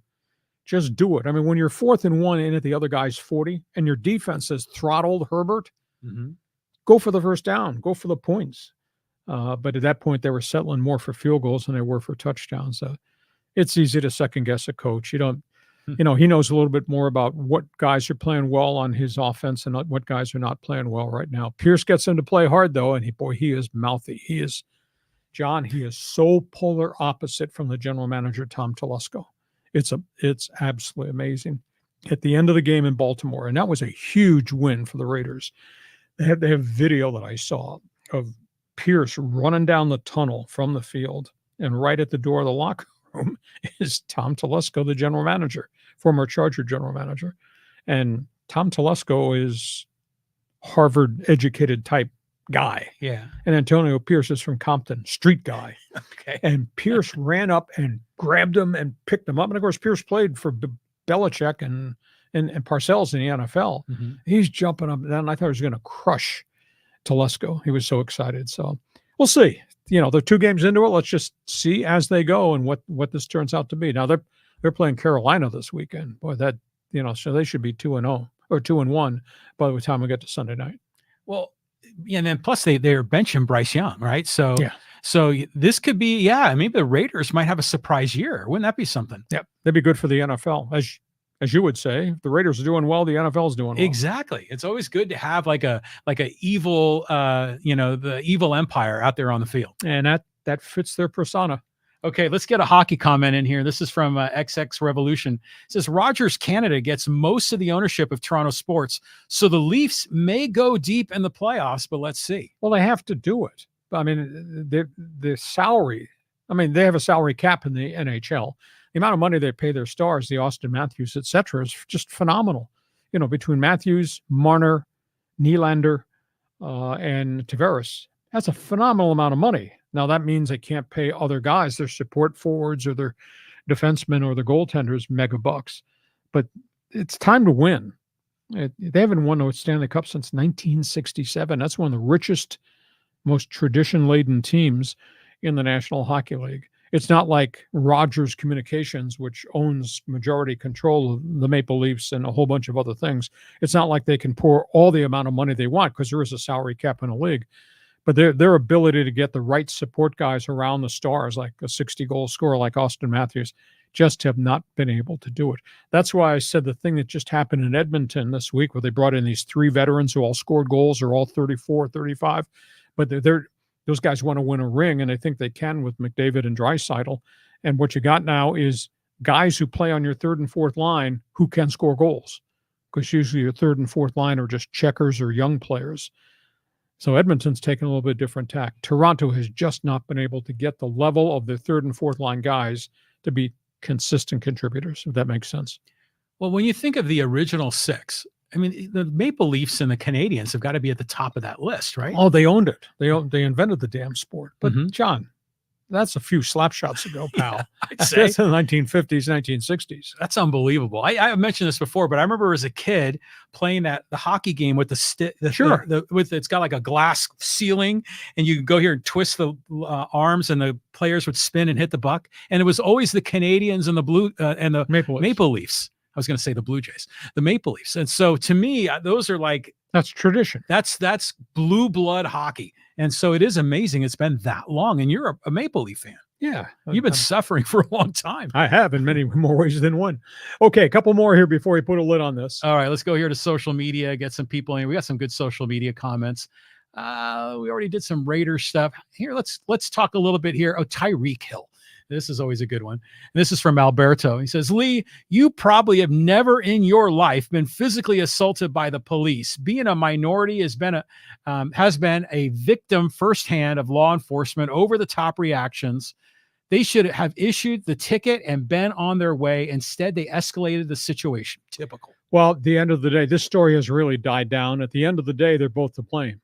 Tyreek, the whole tinted window thing, and then Tyreek having to be hauled out of the car, and then Tyreek kind of accusing them of manhandling them. They're beating the dog out of me. Well, he didn't get punched, etc. He got roughed up. The police, I thought, overreacted.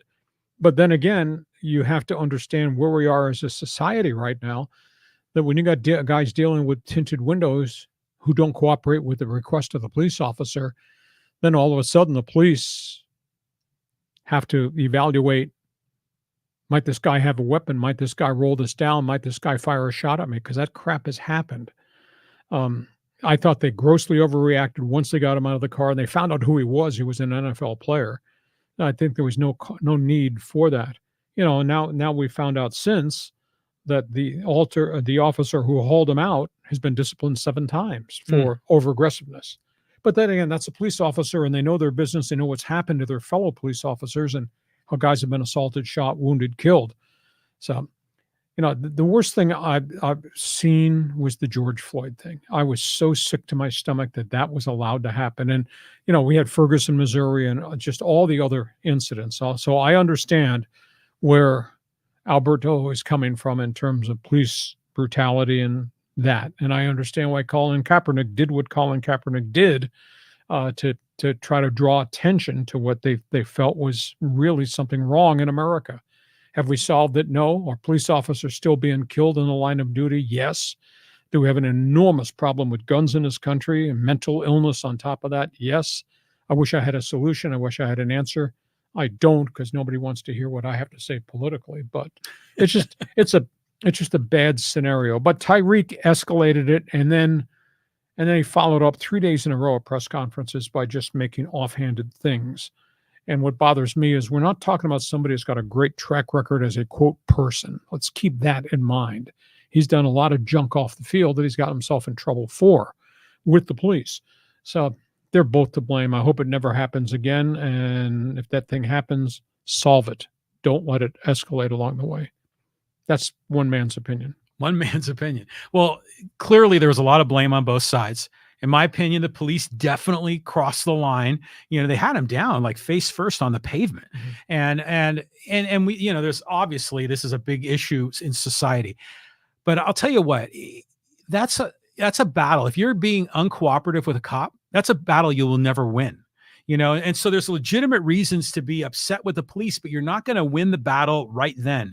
So I think it's in the best interest of the guy in the car is just to let the whole thing unfold and then fight the battle later in court. Yep. But it's unfortunate. I mean, it was a bad situation all around. And it escalated and then it got worse days after. And when we found out at the end, the police officer through his lawyer tried to call to apologize and Tyreek wouldn't take the call.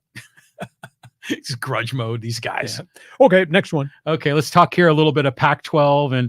And this is from Noel. And he says, if they didn't give the old American their power status back with UConn winning the national championships in basketball and having schools like Memphis, Houston, and Cincinnati, plus with them having decent football teams like Memphis and Cincinnati making the playoffs and UCF emerging, why would they give this pack any power status, especially now with more money being made with the 12-team playoff? Well, because 12-team playoff is a huge thing for college football.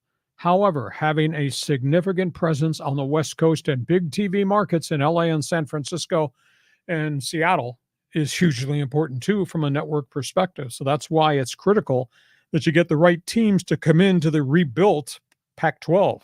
Don't let this become Mountain West 2.0. Nobody wants to see that, and that's not going to have any input. But it's also absurd to think that Memphis and Tulane belong in a West Coast conference, don't you think? Here's my proposal. Pac-12. Go to the Big 12 and say, tell you what, I'll make a trade. I'll let you take the geographic one. You take Memphis, you take Tulane. Just put them in your conference. You give me BYU. Let me take Air Force. And then so we have a Western Conference with recognizable names and following. And then the Big 12 can be the Big 12. Because to me, Tulane, West Coast, what's the hook there? That's as bad as Cal and Stanford going to the ACC. No? Yeah, the Tulane one is just nonsense. But that's funny. I mean, thinking about conferences trading universities, I don't think it ever happened, but it's a fun thing to think about. When you look at the 12-team playoff, by the way, is going to be great. I can't wait for this. And I've been hammering for this for so long. Like, in my opinion, they need to open up, make it 16, 32 teams. I think that would be great for the sport, but I'm loving 12 this year. Yeah, it'll be good. The question is, we know the conference champions get in. Are the rest of the field of 12 all going to come from the Southeastern Conference? Is that good for college football if it becomes the Southeastern Conference tournament? I mean, if you're going to have a 13-0 Boise State team or whatever, You know, Coastal Carolina was 13-0 and didn't even get an invite last year. And now, granted, they wouldn't have held up in a playoff game against one of the superpowers. But, you know, how are we going to fill out the rest of the field on a fair standpoint to everybody? Or don't you care? Well, no, I want the top teams to be in there. And I want the guys that, you know, like the little schools that are having great seasons, to have them have a chance in this, because I love March Madness, you know, and you'll get Power 5 schools and mid-majors, and those games can be really entertaining. And then suddenly mid-major programs like a Gonzaga become a national powerhouse. We could see more of this in football if they just kind of allow them to compete. So you won't be upset if Dartmouth in the Ivy League goes 11-0 and gets an invite? I will not be upset, because I'll say they deserve it, because we sure as hell know that in the championship game, was it last year or the year before? It was a can of whoop ass. Was it 63-7 or something like that? Yeah, against TCU. Yeah. So, I mean, you get that in the championship game, then why not bring in some other teams at the lower levels? I think it's good for the sport. Okay. We're going to argue about this going on and on and on and on further. Next topic. Okay. Let's go here. Dodgers, Padres. This is from Sharky. It says Dodgers have been banged up, especially pitching all year. So impossible to make a complete team. But the Padres have finally put a season together that should make the city proud. Baseball is weird. Anything can happen, but the Padres did good. Oh, the Padres have grown so much. You know, early in the season, when I wrote a column about this looks like a house of cards, it's going to collapse, they were underachieving. I mean, it was the same thing we had last year. So, you know, what was the argument? Look at the back of my baseball card. Oh, yeah. That's what Manny Machado told me. And I said, hey, a back of baseball card said you're the captain of a team that failed 2 years in a row. But at the end of the day, they got healthy. And, you know, I mean, you just think of the acquisitions that A.J. Preller made. Where would they be had he not made the Dylan Cease trade? Where would they be had they not made the trade to get all the relievers at the deadline? Where would they be? You know, don't pull out the name Christian Bethancourt or some of these other guys. Where would they be had it not been with the arrival of Solano and the rental of Peralta? I mean, every move that he's made has had a direct impact, either from a starting rotation standpoint, an everyday player standpoint, or an off the bench standpoint. And now they're really healthy. So to me, the Padres are the scariest team going to postseason play right now, because anybody can beat you on that 25 or 20. It'll be 26-man roster. It's going to be great. And, you know, my wife and I always joke that, you know, we just want to be alive, you know, to have the Padres win the World Series at least once before we die. So maybe this is the year. But yeah, it's just going to be a fantastic postseason. Really looking forward to this. 53 sellouts right now. Just absolutely amazing how the community has just turned out. But they put a good product on the field. This is the end result. Yeah, exactly. Okay. Hey, listen, we hope you have enjoyed this extended Thursday edition of our podcast. We're here Mondays and Thursdays at 1 p.m. We want you to share, want you to subscribe, invite you to tell your friends who we are, what we're doing, and the fact that Hacksaw and his running mate from left field, John Riley, are here Mondays and Thursdays at 1 p.m. Also want you to check my website. I write on it every day of the week. Want you to follow me on Twitter, a.k.a. X, just at Hacksaw1090. Hit the follow button. Want you to subscribe. Every time we put something up on the YouTube channel, you will also get the alert. This podcast brought to you by DIXIELINE Lumber and Home Centers. You got projects, they have solutions. Build it, fix it. You will enjoy it for the rest of 2024 going forward at DIXIELINE. John, I can't wait for the great sports weekend. We got baseball, pennant races, and then we got college and NFL football. Well, we got Thursday night football tonight. Aaron Rodgers again. Do you think New England can be competitive? New England versus the Jets. Aaron's playing well, and this game is going to be down in New York, so that's home debut. He'll be excited. Here we go. Good. Have yourself a great sports weekend. Okay, looking forward to it. And you have a great sports weekend. We'll see you come Monday at 1 p.m. Thanks for joining us on Hacksaw's Headlines. Join us again for Hacksaw's Headlines on YouTube, Facebook, and Twitter. And find the audio version on your favorite podcast apps. For more content, go to LeeHacksawHamilton.com.